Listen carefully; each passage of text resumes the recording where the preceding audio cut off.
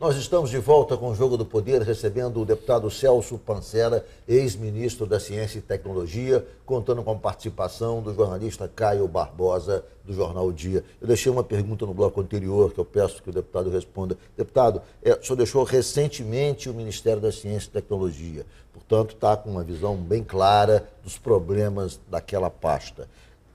E agora, não mais ministro, pode falar com mais liberdade sobre as limitações que encontrava no desempenho da sua função como ministro. Quais são as amarras do Ministério da Ciência e Tecnologia? Quais são as deficiências? Qual é o imbróglio, quer dizer, que impede que o país avance de maneira decisiva para se tornar uma nação reconhecidamente capaz no setor de inovação? A primeira coisa está fora da ciência e tecnologia, que é o ensino básico. É vital melhorar a qualidade do ensino básico. E me parece que o ensino básico está precisando de melhorar a infraestrutura das escolas. Né? Você vai numa escola, eu conheço bem as escolas. Na Baixada Fluminense eu conheço muito bem. Você não tem como um aluno numa sala cheirando a bolor, quente, com alimentação incerta, carteira quebrada, você fazer com que ele, mesmo que seja extremamente crítico e inteligente, que ele tenha prazer de ficar ali dentro aprendendo. Essa é a primeira coisa. A segunda coisa são políticas de médio e longo prazo. A ciência, a tecnologia e a inovação, elas precisam de tempo, de maturação. A ciência básica, tudo que nós usamos hoje, foram definidos nos anos 50 e nos anos 60 e nos anos 70. Internet, né? Tela de toque sensível, televisão digital, muito disso, ou seja, os cálculos, os conhecimentos, a matemática, a química, a física disso foi descoberta nos anos 50, nos anos 60, início dos anos 70. Esse bonde nós perdemos. Qual é o bonde agora? O bonde agora é energia renovável, energia limpa, segurança alimentar, segurança cibernética e espaço, né? Essas tecnologias hoje são as que estão avançando e que nós precisamos investir pesadamente. Então falta um pouco de clareza disso por parte dos governos, dinheiro, um pouco mais de dinheiro e clareza e dizer isso é projeto de Estado, não é projeto de governo.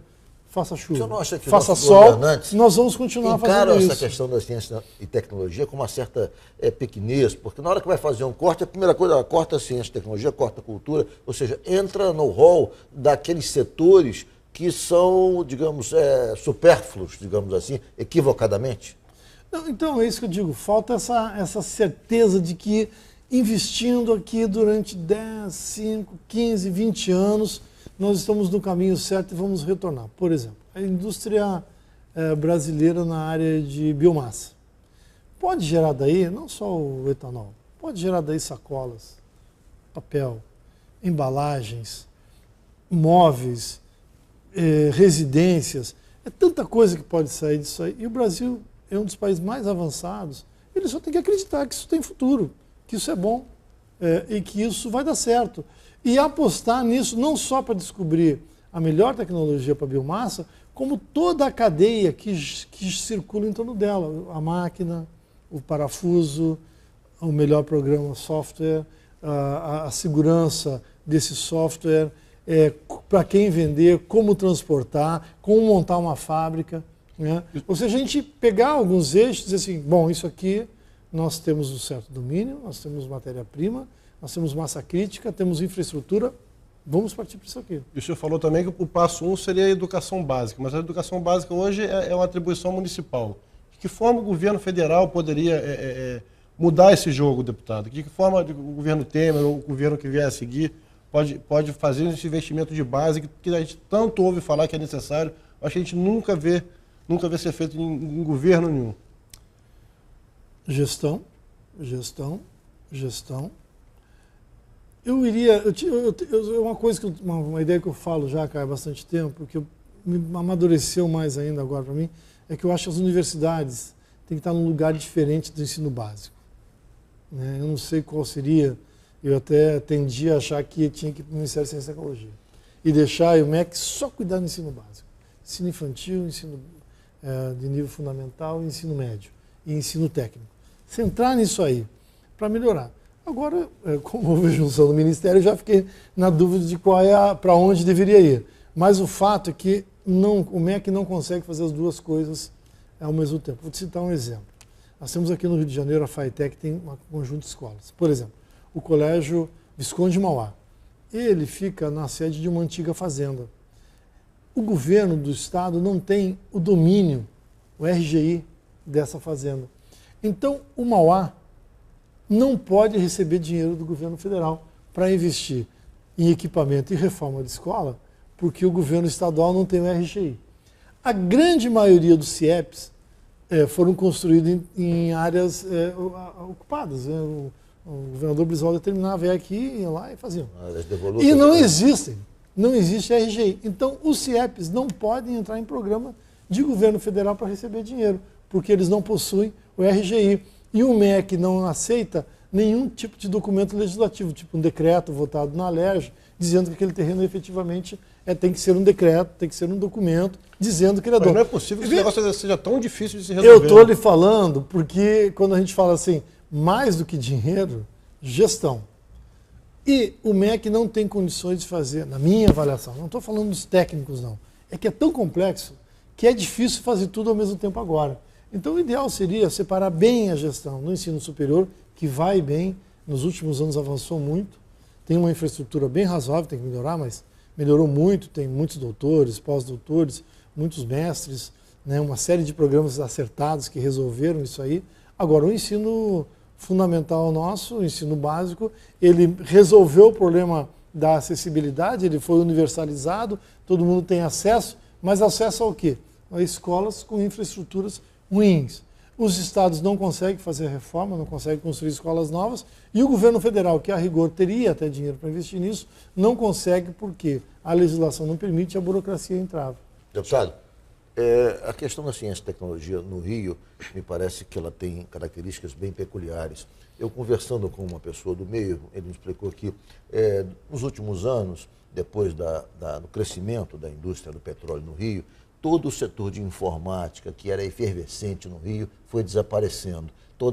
Na área de ciência, os grandes laboratórios das grandes universidades que se debruçavam em projetos de informática, e o Rio tinha uma posição de liderança nesse setor durante muitos anos, foi perdendo, esse setor foi se transferindo, foi para São Paulo, há também em Pernambuco uma certa posição importante nesse setor das universidades de Pernambuco, e o Rio ficou quase que atrelado exclusivamente à pesquisa de petróleo. Ou seja, ficou muito preso à pesquisa na área de petróleo. Os grandes centros de pesquisa que estavam voltados à questão da informática foram abandonando e trocando isso pela pesquisa de petróleo. Muito bem, com a crise do petróleo, houve também uma debacle nesse setor, não há recurso, não há investimento, o Petrobras parou de investir, ou seja, o Rio ficou sem nada, ficou sem as pesquisas de petróleo, porque não há recurso, e perdeu também campo na área de informática, que o Rio dominava e era líder nacional.